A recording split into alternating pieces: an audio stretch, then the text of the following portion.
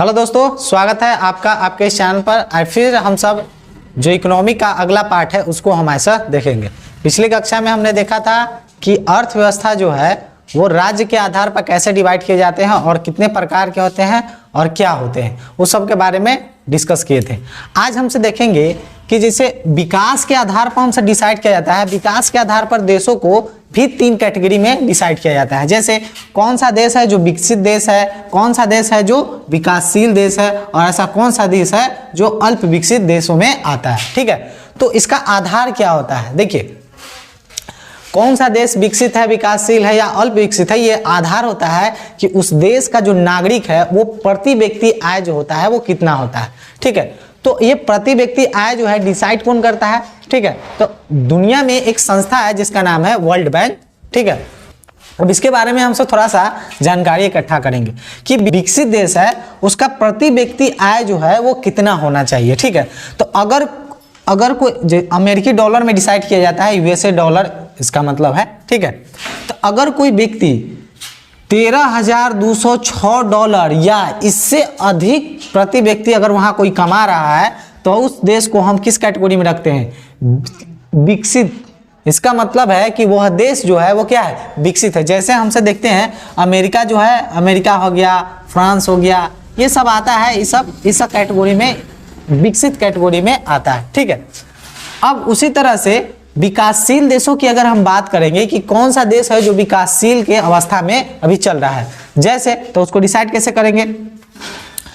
वे देश जिस देश में क्या प्रति व्यक्ति आय $1,086 से लेके $13,205 तक है, तो वैसे देशों को हम सब कहाँ मतलब रखते हैं? तो वैसे देशों को हम सब विकासशील देशों में रखते हैं। ठीक है, अब यहाँ हमारा सवाल जो आता है कि भारत जो है वो कहाँ पर है? तो भारत जो है, भारत को हम सब विकासशील अर्थव्यवस्था में है। ठीक है, विकासशील का मतलब होता है कि अभी हम कमा रहे हैं, विकसित में होता है कि हम लोग कमा चुके हैं, एक मोटा मोटी तौर पर अगर बात करते हैं, और विकासशील का मतलब है अभी हम कमा रहे हैं। अब अल्प विकसित का मतलब है कि अब इसको बुद्धि आया है कि हमको अब कमाना भी है। ठीक है, तो ये प्रति व्यक्ति आय के आधार पर हम सब डिसाइड करते हैं कि उस देश का जो अर्थव्यवस्था है वो किस प्रकार के हमको देखने को मिलता है। ठीक है, अब होता है एक अल्प विकसित अर्थव्यवस्था। अल्प विकसित अर्थव्यवस्था का मतलब हुआ वे देश जिस देश के जनता यानी नागरिक के प्रति व्यक्ति आय $1,085 से लेके या फिर इससे कम होता है। $1,085 हो या इससे कम है तो वैसे देशों को हम सब किस में रखते हैं? अल्प विकसित अर्थव्यवस्था में हम सब रखते हैं। ठीक है, तो ऐसे आपको ज्यादातर अफ्रीकन देश देखने को मिलेंगे जो गरीब देश है, तो वहां का प्रति व्यक्ति आय जो है वो क्या है? कम है। लेकिन भारत की स्थिति अगर देखी जाए तो हम लोगों की स्थिति जो है वो विकासशील के कैटेगरी में आता है, यानी यहाँ प्रत्येक व्यक्ति लगभग $1,086 से लेकर $13,205 के बीच ऑन एन एवरेज यहाँ पर प्रति व्यक्ति आय है। ठीक है, तो हम लोग जो आते हैं भारत के बारे में अगर कहा जाए, ठीक है, तो भारत क्या है? भारत जो है वो भारत क्या है? भारत है वो विकासशील देशों में आता है। ठीक है, अब यहाँ पर देखते हैं कि ये जो रिपोर्ट है ये जो जारी कौन करता है कि कौन सा देश किस अर्थव्यवस्था में रखा जाएगा। आधार तो हम तो देख लिए कि कमाई के आधार पर हम सब देखते हैं कि कौन सा देश किस कैटेगरी में रखा जाएगा। ठीक है, अब यहाँ पर देखा जाए तो एक बात बताइए, जो इस डॉलर है वो जारी कौन करता है कि इतना डॉलर होना चाहिए तो ऐसे देशों को इस कैटेगरी में हम डालेंगे। ठीक है, तो वो करता है आय जो है वो कौन? वर्ल्ड बैंक द्वारा जारी किया जाता है। ठीक है, तो ये जो अभी ये हमेशा बदल भी सकता है, कोई बात नहीं। अगर आप अभी देख रहे हैं तो हो सकता है कि वर्ल्ड बैंक का रिपोर्ट इतना होगा। ठीक है, रिपोर्ट के अनुसार से विकसित देशों का प्रति व्यक्ति आय 13,206 होगा, हो सकता है 2-4 साल बाद और बदल जाए, तो हमेशा ये आंकड़े बदलते रहते हैं। तो ये आंकड़ा कब का लिए हैं? तो ये आंकड़ा लेटेस्ट आंकड़ा जो है 1 जुलाई 2022 को ये आंकड़ा जारी हुआ था। ठीक है, तो उसी के आधार पर हम सब देखें तो हम लोगों को ये भी समझ में आ गया कि भारत जो है वो किस कैटेगरी में आता है। तो हम लोग आते हैं विकासशील अर्थव्यवस्था वाले कैटेगरी में आते हैं। ठीक है, अब यहाँ पर थोड़ा सा वर्ल्ड बैंक के बारे में अगर आपको हम जानकारी दे, ठीक है, तो वर्ल्ड बैंक का पुराना नाम जो है, अगर पुराने नामों की बात की जाए, इधर थोड़ा सा लिख देते हैं वर्ल्ड बैंक। इसकी स्थापना अगर बात किया जाए, तो स्थापना इसका हुआ था 1944 में, ठीक है। 1944 में इसको स्थापित, एक्चुअली इसको नहीं किया गया था, IBRD के नाम से एक बैंक स्थापित किया गया था, ठीक है। बाद में इसी का नाम चेंज करके हम सब वर्ल्ड बैंक कर दिए। तो इसकी स्थापना पूछा जाता है। उसके बाद पूछा जाता है इसका मुख्यालय कहाँ है, ठीक है। मुख्यालय की अगर बात करते हैं तो इसका मुख्यालय है वाशिंगटन DC में, वाशिंगटन DC, ठीक है। ये कहाँ पड़ता है, तो ये से अमेरिका का एगो राज्य है, इसकी राजधानी है, अमेरिका की राजधानी है वाशिंगटन DC, ठीक है। उसके बाद इसका कहा है पुराना नाम क्या है, पुराना नाम भी पूछा जाता है कई एग्जामों में, तो इसका IBRD, ठीक है। तो ये हो गया आपके वर्ल्ड बैंक के बारे में कुछ जानकारियां ये आपको मिल गई है, ठीक है। पहले हमसे देख लिए सरकार की भूमिका के हिसाब से, उसी तरह से अब हम विकास के स्तर से इसको भी कंप्लीट कर चुके हैं।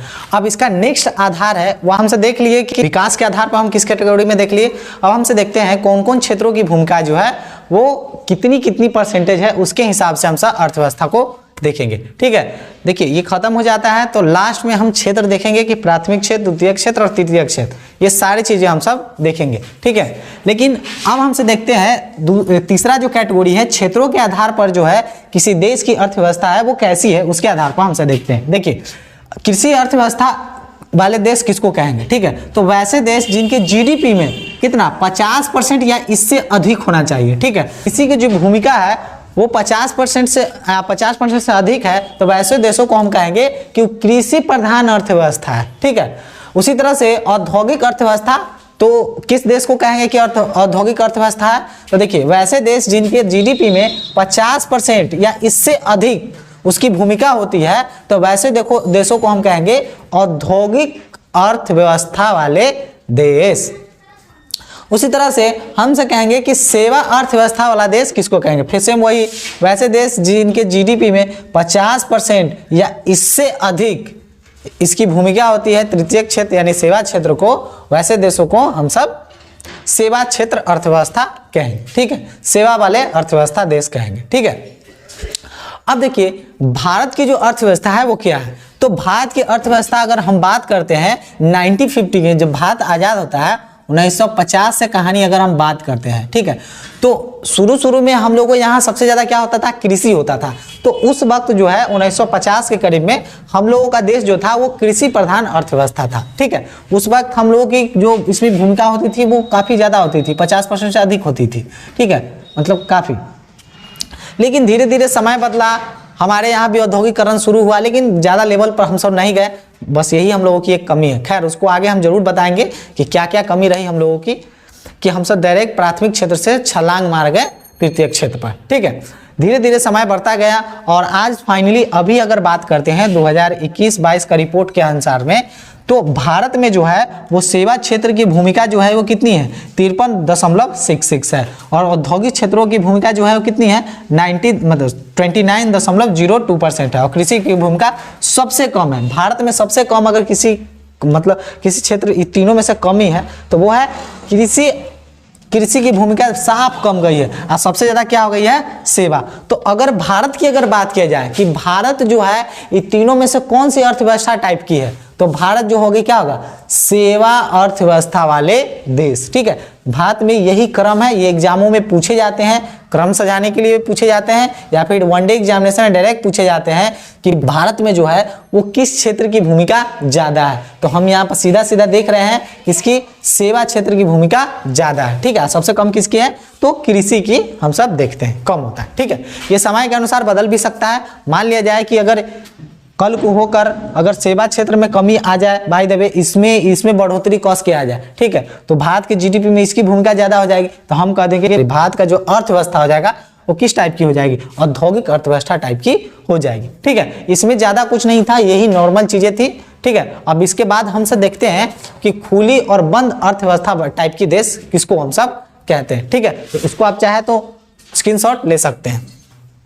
अब अगला हमसे देखेंगे कि खुली और बंद अर्थव्यवस्था वाले देशों को, यानी इसका आधार क्या है, विश्व के साथ संबंध जो होता है वो किस तरह के इन देशों की अर्थव्यवस्था टाइप की है। देखिए, एक होता है खुली अर्थव्यवस्था का मतलब क्या होता है, उसमें आयात भी होगा और निर्यात भी होगा। जैसे कोई दूसरा देश है या कोई बहुत सारे इतने देश है जो क्या होता है, सामान उसकी जरूरत का क्या होता है दूसरे देशों से मंगवाते हैं, और जो उसके यहाँ कोई चीज है जो ज्यादा उत्पादित हो रहा है वो क्या करते हैं, इस देश से किसी दूसरे देश में भेजते हैं। तो इसमें क्या हो रहा है, आयात भी हो रहा है, यानी सामान हम कहीं दूसरे देश से मंगा भी रहे हैं, और अपना समाज है दूसरे अपना सामान जो है वो दूसरे देशों में हम भेज भी रहे हैं। तो ऐसे देशों को हम क्या कहते हैं कि ऐसा देश जो है वो क्या है, खुली अर्थव्यवस्था है, यानी जहाँ आयात भी होता है और जहाँ निर्यात भी होता है, तो दोनों टाइप के होगा तो वो क्या हो जाएगा, खुली अर्थव्यवस्था हम उसको कहते हैं। लेकिन एक होता है बंद अर्थव्यवस्था वाला। ऐसे दुनिया में ऐसा कोई अर्थव्यवस्था वाला देश है नहीं, लेकिन एक वो अपवाद में जरूर हम आपको बताएंगे।